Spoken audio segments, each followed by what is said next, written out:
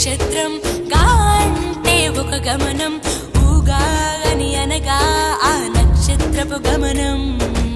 ఊగాది అనగా నక్షత్ర గమనాన్ని లెక్క కట్టడం ప్రారంభించిన రోజు అని అర్థం.